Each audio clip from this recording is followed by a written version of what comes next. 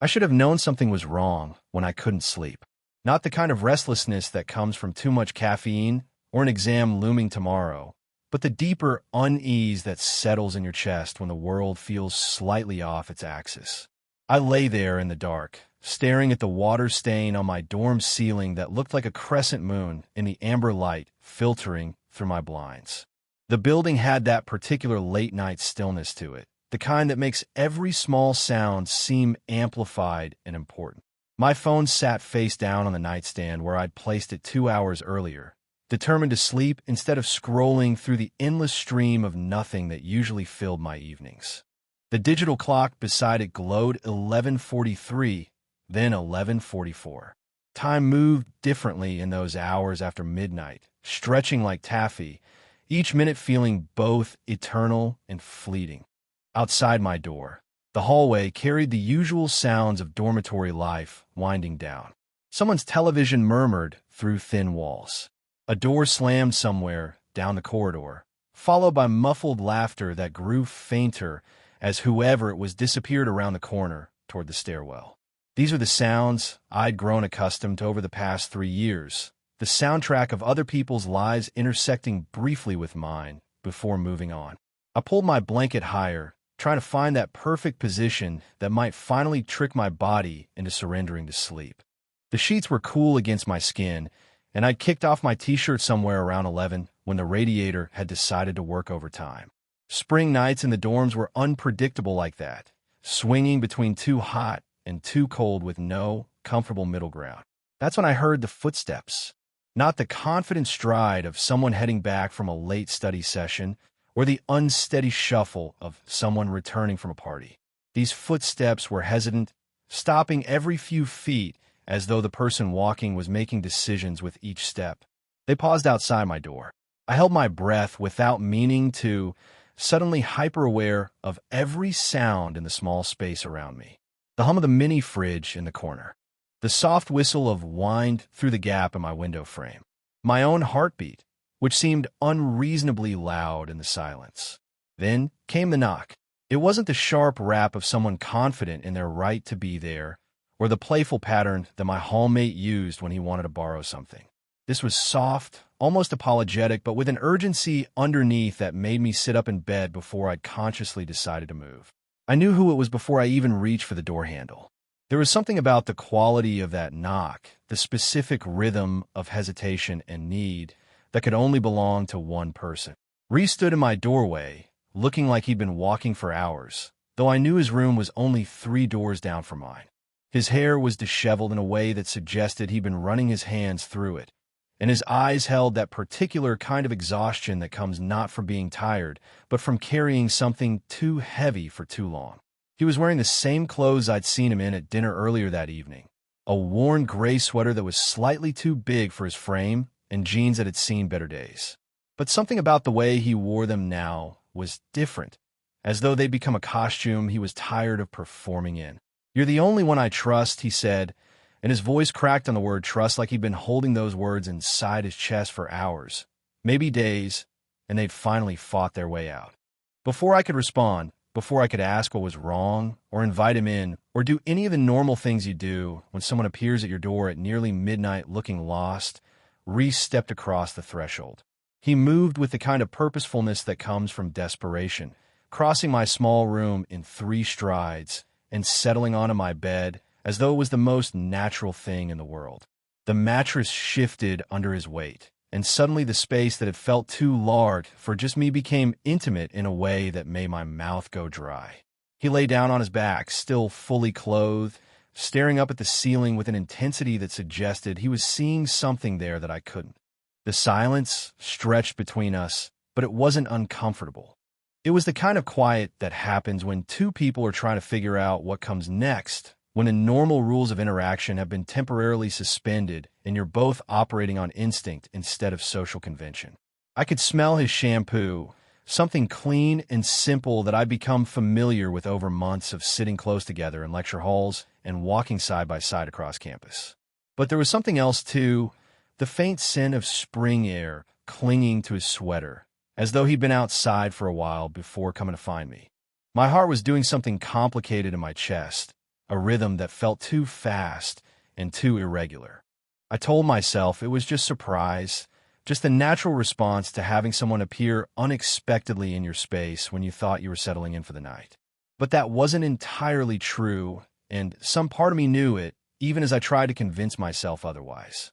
Reese turned his head slightly, just enough that I could see his profile in the dim light filtering through my blinds.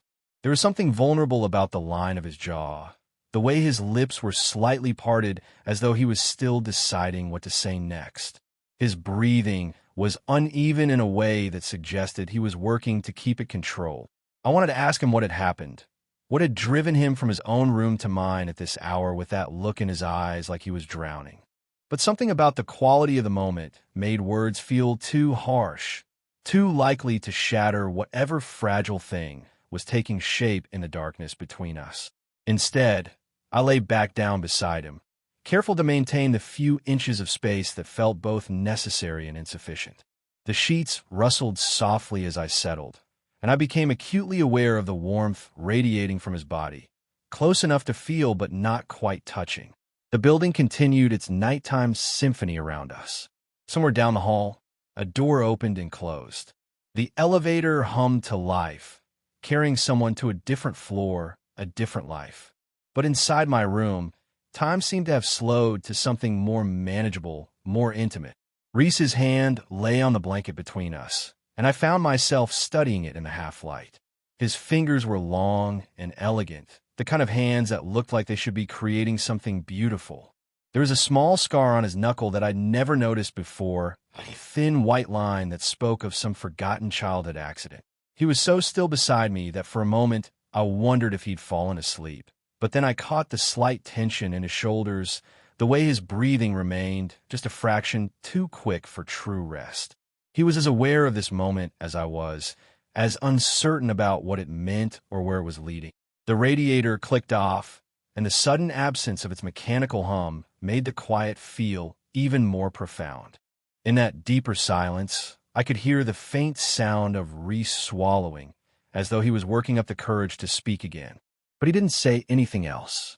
He just lay there beside me in the darkness, and I lay there beside him, and somehow that felt like the beginning of something I couldn't yet name, but didn't want to end. I've always been the one people come to when their world starts falling apart. Not because I'm particularly wise or because I have any special insight into how to fix things, but because I know how to listen. I know how to sit with someone's pain without trying to solve it or explain it away or make it smaller than it is. My mother used to say I was born with an old soul, which I think was her way of explaining why I preferred reading in quiet corners to the chaos of playground politics. Even in college, that pattern held. While my hallmates threw parties that spilled into the corridor or stayed up until 3 discussing philosophy like they'd invented critical thinking, I became the designated safe harbor. The place people drifted toward when they needed someone who wouldn't judge or push or demand explanations they weren't ready to give. It wasn't a role I'd chosen exactly, but it fit me like a well-worn sweater. Comfortable, familiar, safe. Reese had been different from the beginning. I met him during orientation week, first semester junior year, when the housing department had randomly assigned us to the same floor. He was the kind of person who commanded attention without seeming to try, moving through spaces like he belonged everywhere and nowhere all at once. When he laughed, which he did often those first few weeks, it was the kind of sound that made other people want to be part of whatever was causing it. He had this way of filling rooms just by walking into them, not through volume or dramatics, but through some quality of presence that drew people toward him like metal filings to a magnet. Within days of arriving on campus, he knew everyone's name, everyone's major, everyone's story.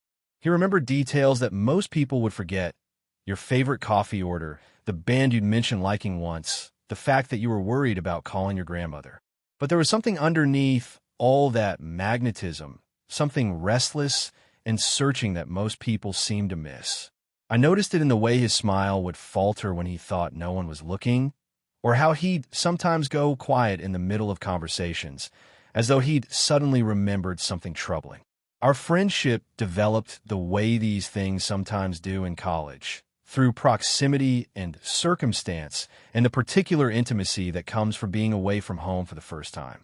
Late nights in the common room, when everyone else had gone to bed, walking to the dining hall together because our schedules happened to align, study sessions that gradually became less about studying and more about the kind of meandering conversations that feel profound at 2 in the morning. He'd started showing up at my door sometime in October, usually around dinner time, with some excuse about borrowing notes or wanting company for the trek across campus to the library. I began keeping extra snacks in my desk drawer, the kind of mindless preparation you do when you're expecting someone without quite admitting it to yourself. Those early visits had an easy quality to them, comfortable and uncomplicated. We'd sprawl on my narrow bed, backs against the wall, textbooks open but largely ignored while we talked about professors and assignments and the peculiar social dynamics of dorm life. Sometimes we'd walk across campus just to walk, following the winding paths that connected academic buildings to residential halls while the leaves changed colors around us. Reese had this way of asking questions that caught you off guard. Not intrusive, but curious in a way that suggested he actually cared about the answers. He wanted to know what I'd been like as a child, what books had shaped me, whether I believed in things like fate or coincidence. I found myself telling him stories I hadn't shared with anyone else, small revelations that felt safer in the darkness of evening walks. But somewhere around November, something shifted. The easy laughter became less frequent. The spontaneous visits took on a different quality, less like social calls and more like someone seeking shelter. He'd arrive at my door, looking exhausted in a way that sleep couldn't fix, settling into my desk chair or onto the edge of my bed with the particular stillness of someone trying very hard to hold themselves together. I'd catch him staring out my window with an intensity that suggested he was seeing something other than the courtyard below. When I'd ask if everything was okay, he'd smile and deflect, changing the subject with practiced ease. But the smile never quite reached his eyes anymore, and the deflection felt increasingly fragile. His grades started slipping, not dramatically, but enough that professors began mentioning it during office hours, asking if I knew whether something was going on. He missed classes more frequently, showing up to meals looking like he hadn't slept, making jokes that had sharp edges underneath. The restlessness I'd sensed in him from the beginning became more pronounced, manifesting in habits that worried me even when I couldn't name why. He'd tap his fingers against surfaces in complex rhythms, pace my small room while we talked, check his phone obsessively even though he rarely seemed to be expecting any particular message. There were flashes of anger, too, brief moments where his careful composure would crack, just enough to reveal something raw underneath. A professor's offhand comment about late assignments would make his jaw tighten in a way that seemed disproportionate. A crowded dining hall would send him outside for air, returning minutes later with explanations that didn't quite add up. I wanted to ask what was happening, wanted to push past his deflections and find out what weight he was carrying. But I learned long ago that people reveal themselves when they're ready, not when you think they should be. So I waited and I listened, and I tried to be the kind of steady presence that might make honesty feel possible. Tonight, lying in the darkness with his breathing uneven beside me, I realized how much I'd been underestimating the depth of whatever storm had been building inside him. The boy who'd charmed an entire dormitory, who made friends effortlessly and moved through the world like he owned it, had somehow become this fragile thing seeking refuge in my bed at midnight. And I understood, finally, that all those easy evenings and comfortable conversations had been leading to this moment, when the masks would come off and whatever was real between us would finally have room to breathe. The silence that settled between us after those first few minutes felt different from any quiet we'd shared before. It wasn't the comfortable pause of two people who'd run out of things to say, or the natural lull that comes when conversation finds its rhythm. This was the kind of silence that holds weight, pregnant with all the things that neither of us knew how to put into words. Reese didn't explain why he'd come to my door at nearly midnight, didn't offer the kind of casual excuse that might have made this feel normal. He didn't mention the argument I was certain he'd had.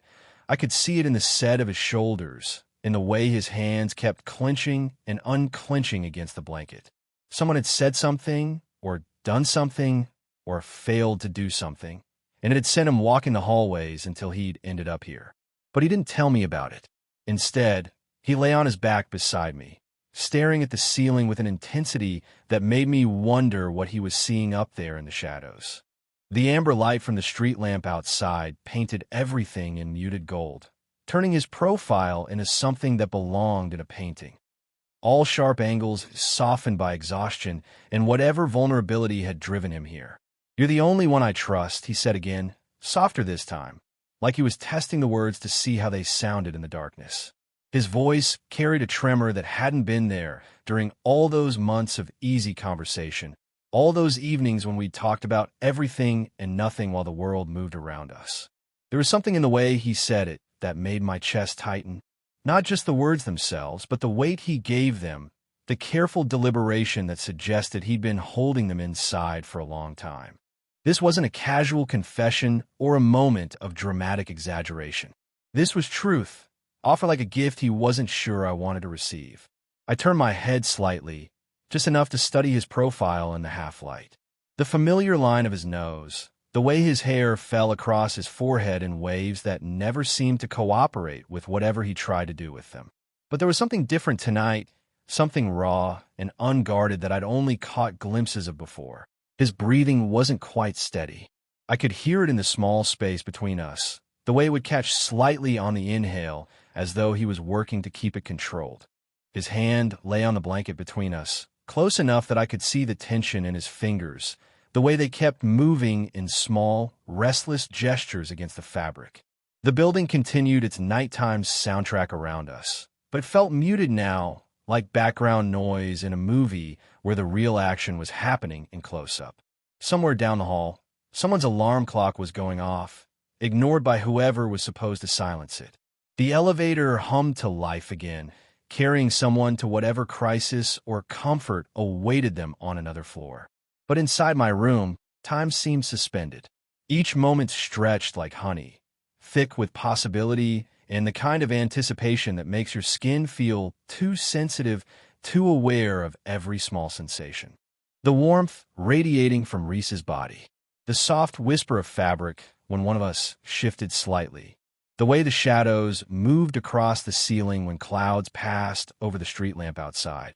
I found myself holding my breath without meaning to, afraid that any sound might break whatever fragile thing was taking shape in the darkness between us.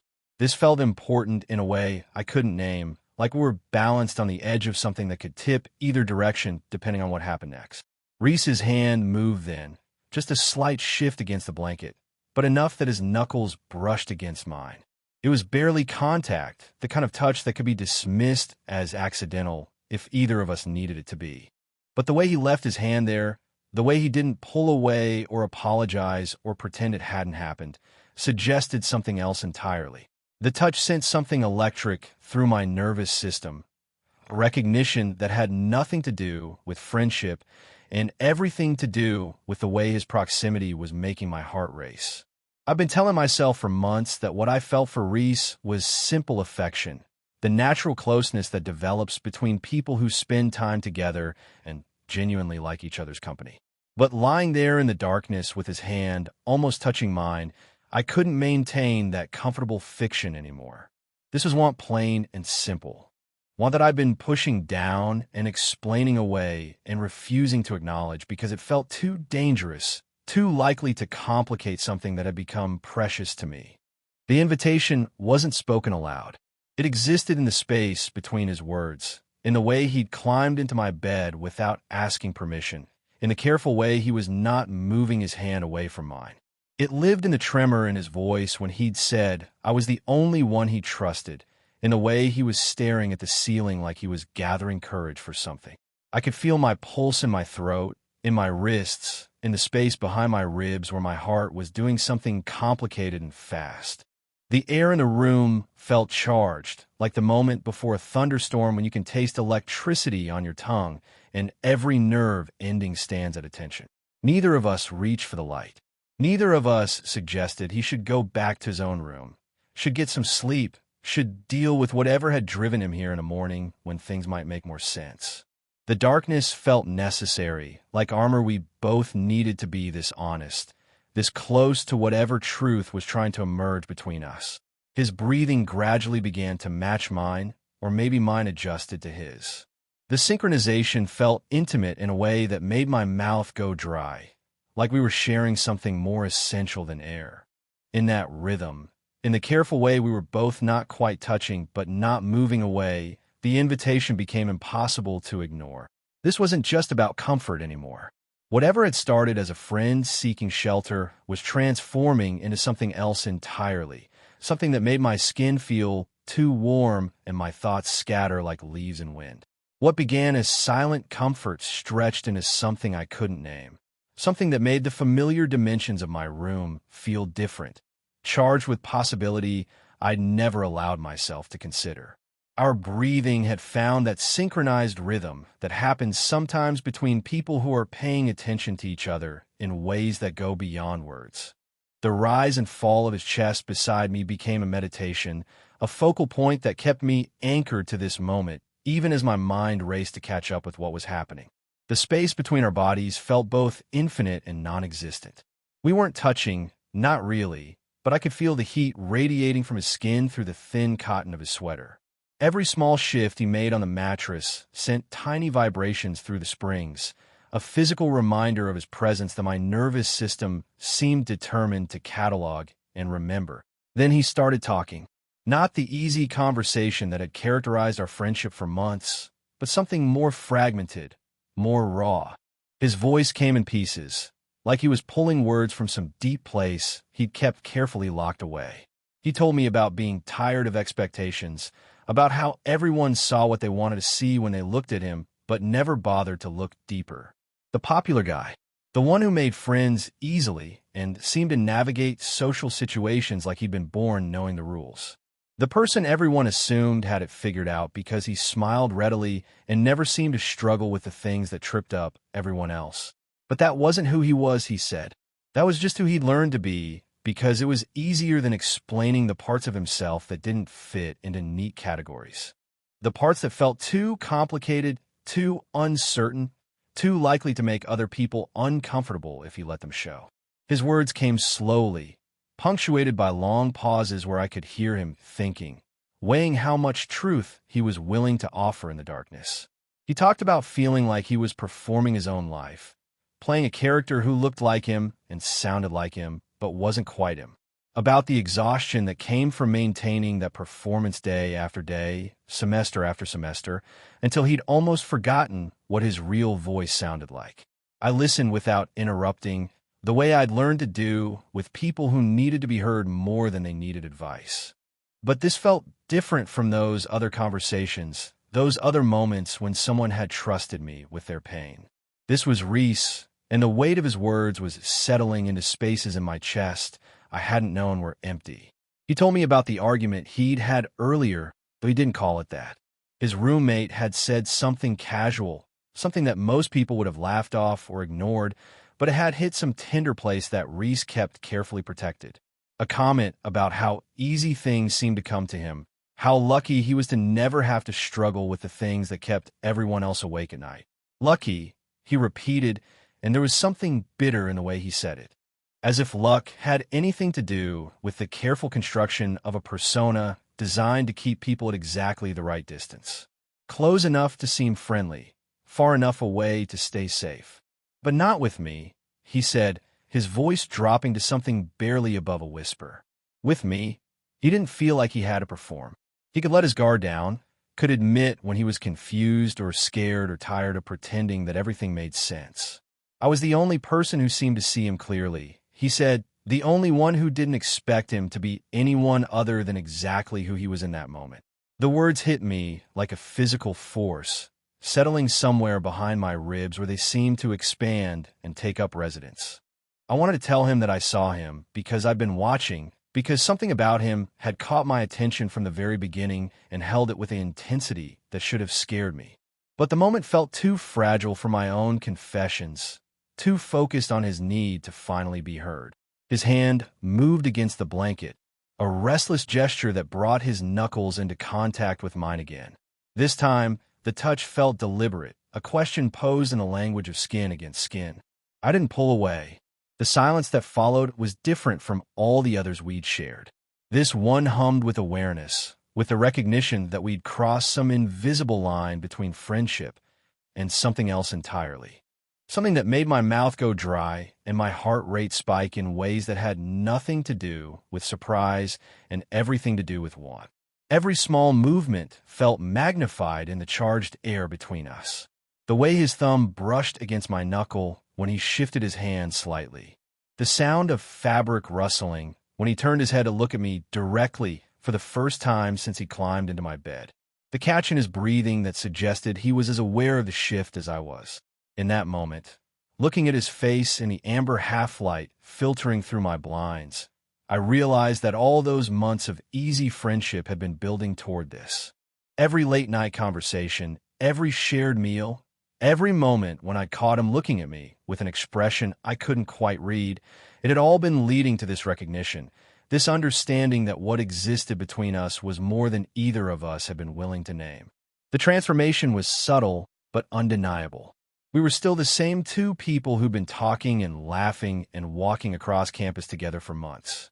But something fundamental had shifted, some barrier had dissolved, and now we were lying in the darkness, discovering that the careful boundaries we'd maintained had been more fragile than either of us had realized.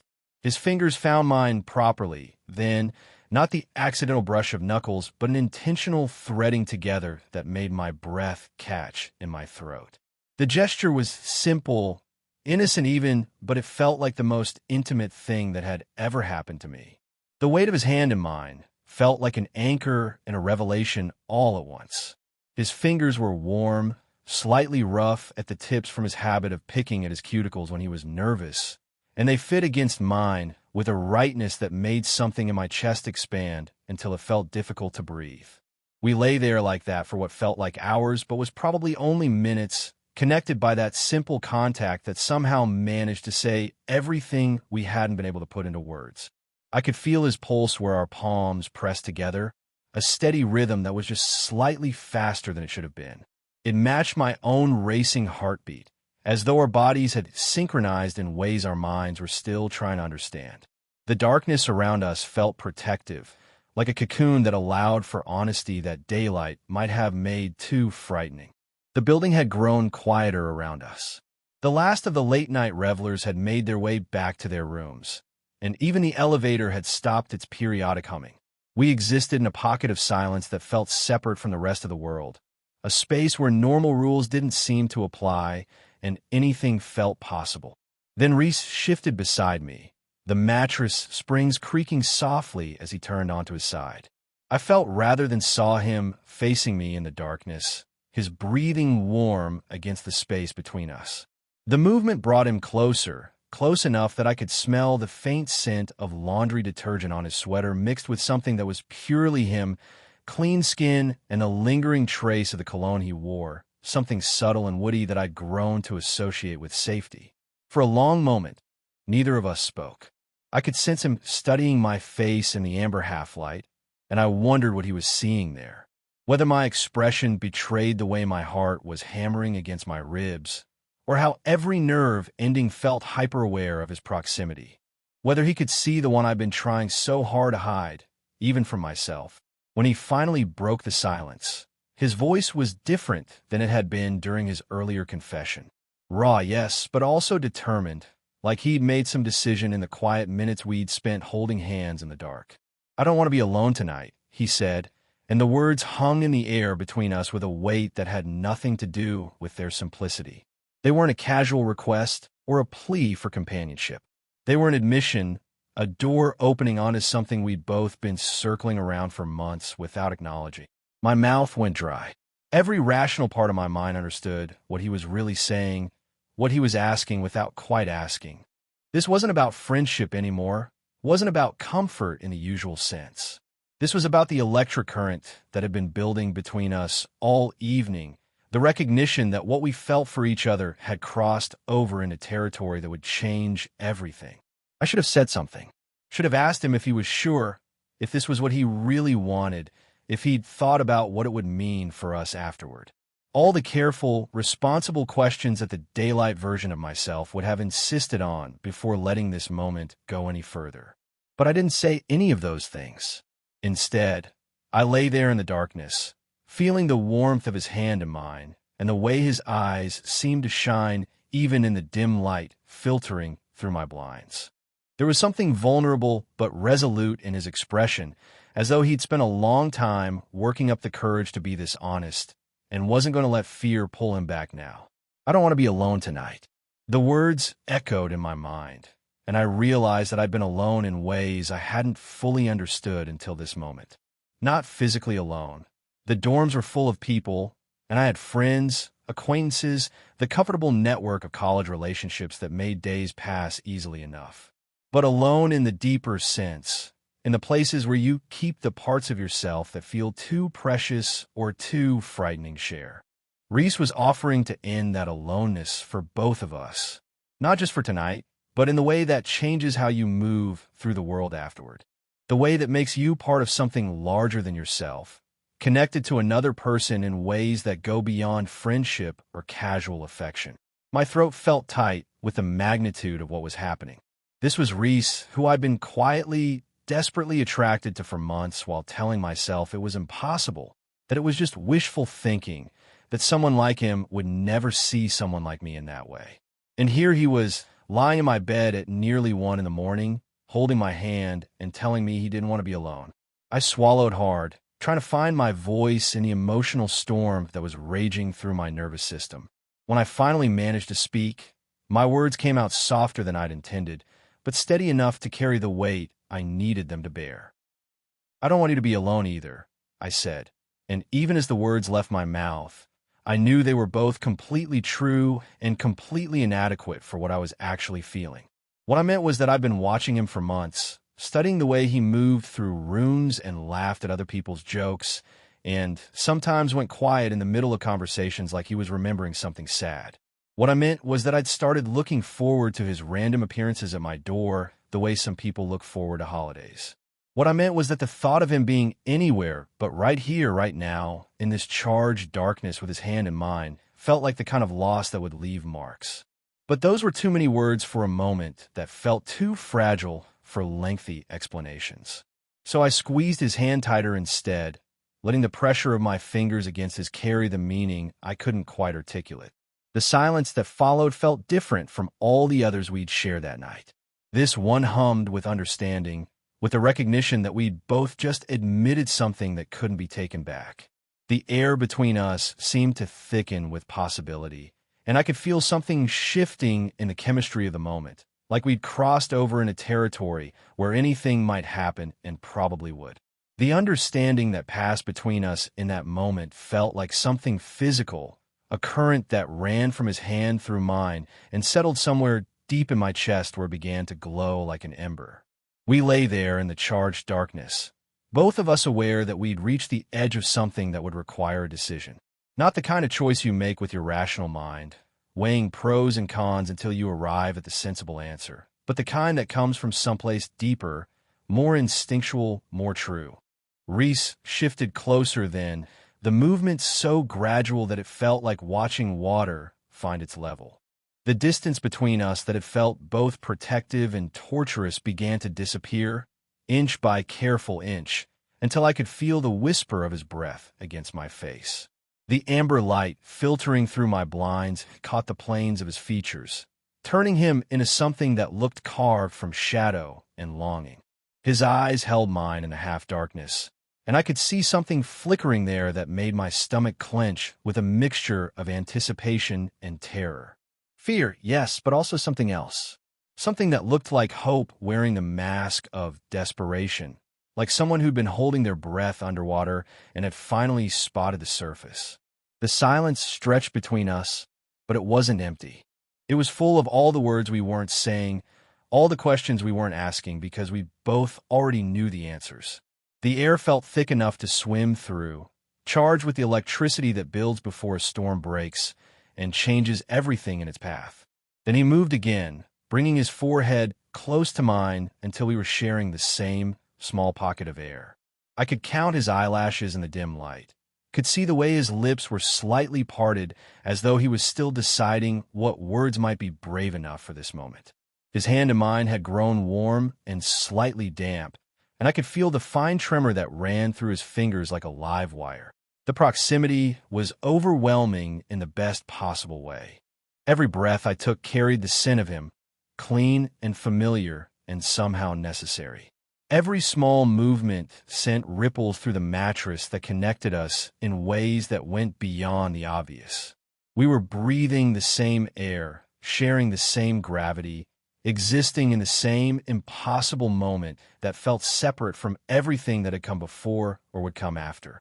I could have stayed like that forever, suspended in the space between wanting and having, between the safety of uncertainty and the terrifying beauty of knowing. But Reese had never been someone who could exist comfortably in liminal spaces for long. He was motion and decision and the kind of courage that sometimes looked like recklessness but was actually something much more profound. "If I stay," he whispered, and his voice was so soft that I had to strain to hear it, even though his mouth was only inches from mine. The words seemed to hover in the air between us like something fragile that might shatter if either of us moved too quickly. "If I stay," he said again, his eyes searching mine in the darkness, "it can't be just as friends." The statement hung there like a challenge and an invitation and a confession, all wrapped up in 7 simple words that managed to contain the entire universe of what was happening between us.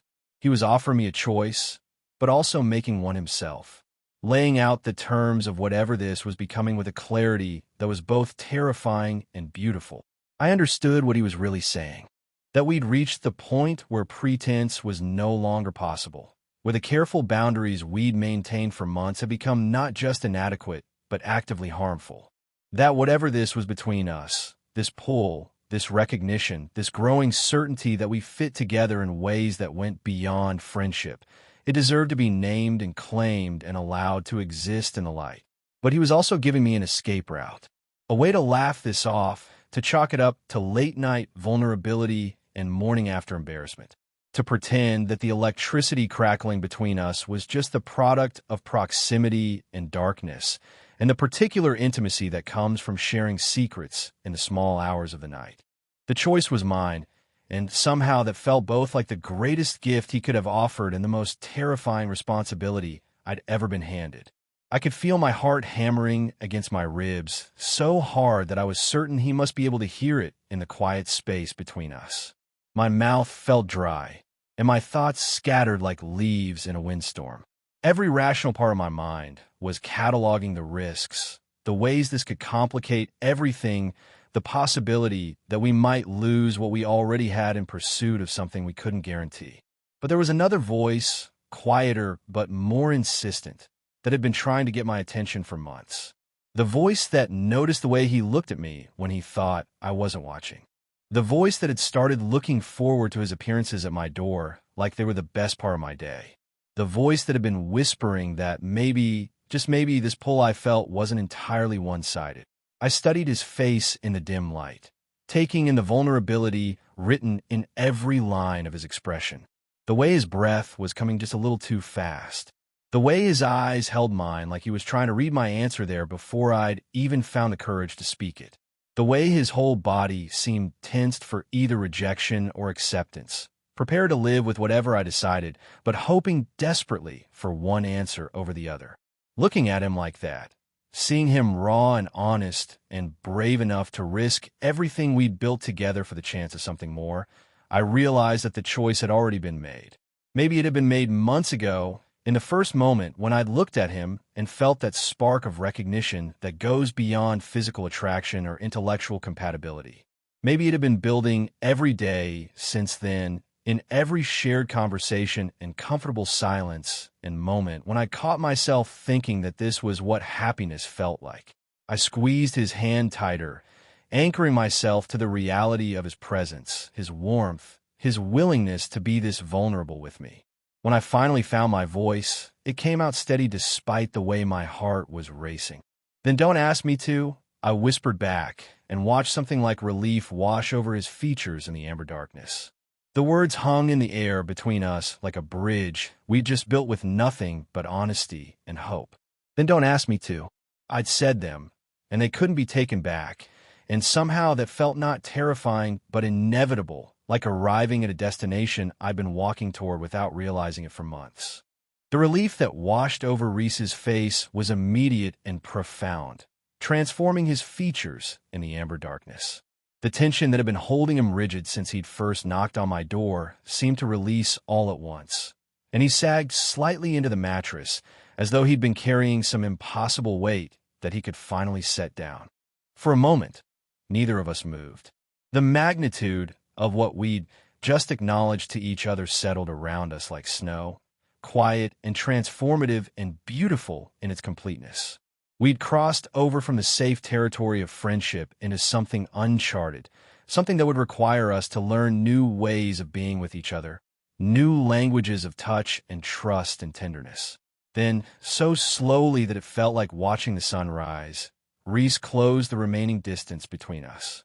His forehead came to rest against mine, and suddenly we were sharing the same breath, the same space, the same gravity. The contact was gentle but electric, sending currents of warmth through my nervous system that had nothing to do with the physical and everything to do with the recognition that this was what I'd been wanting without quite letting myself know it. His hand and mine shifted, fingers interlacing with a deliberateness that felt like signing a contract, like making a promise we were both prepared to keep. The simple gesture carried weight that had nothing to do with its simplicity. This was choosing each other, claiming each other, agreeing to whatever came next with eyes wide open and hearts willing to risk everything. The building around us had settled into deep night quiet. No more footsteps in the hallway. No more elevators humming to life. No more sounds of other people's lives intersecting briefly with our awareness before moving on.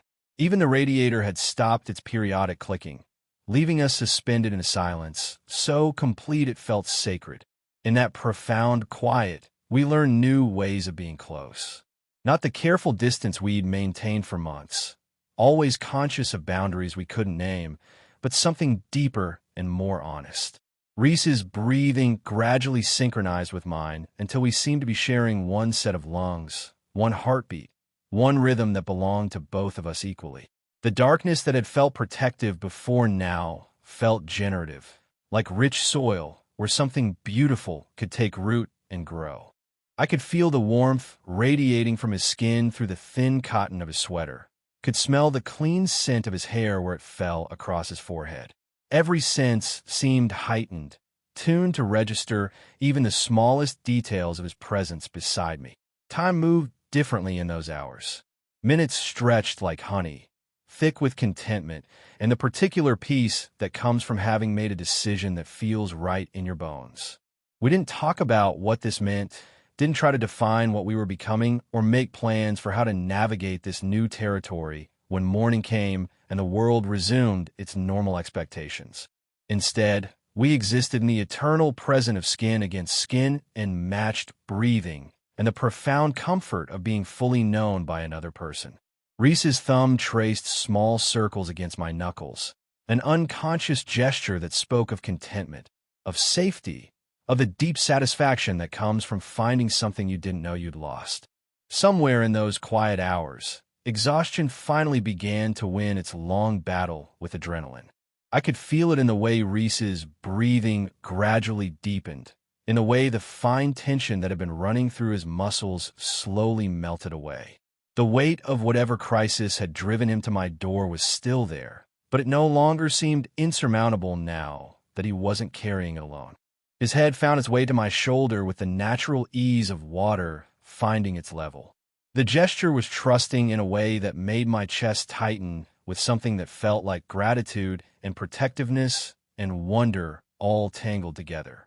This was Reese, who'd spent months performing strength and confidence for the world, finally allowing himself to be vulnerable in the darkness of my room. I stayed awake long after his breathing had evened out into the steady rhythm of sleep, not because I was restless or uncertain, but because I wanted to memorize every detail of this moment. The weight of his head against my shoulder, The way his fingers remained loosely intertwined with mine, even in sleep, as though some part of him was determined not to let go. The soft sound of his breathing mixing with the ambient quiet of the building settling around us. Looking down at him in the fading amber light, I realized that everything had indeed changed, just as I'd known it would. But the change didn't feel frightening anymore. It felt like coming home to a place I hadn't known existed, like discovering a room in a house I'd lived in all my life that I'd somehow never noticed before. The future stretched ahead of us, full of questions we'd need to answer, and challenges we'd need to navigate, and conversations we'd need to have about what this meant and where it was leading. But all of that could wait. For now, it was enough to lie in the darkness with Reese sleeping against my shoulder, his trust written in the way he didn't let go of my hand, even in dreams. Outside my window, the world continued its rotation, carrying us toward dawn and whatever came next. But inside my small room, time felt suspended, holding us safe in this moment of perfect understanding, perfect peace, perfect rightness. We'd found each other, finally and completely, and that knowledge settled into my bones like a song I'd been trying to remember all my life.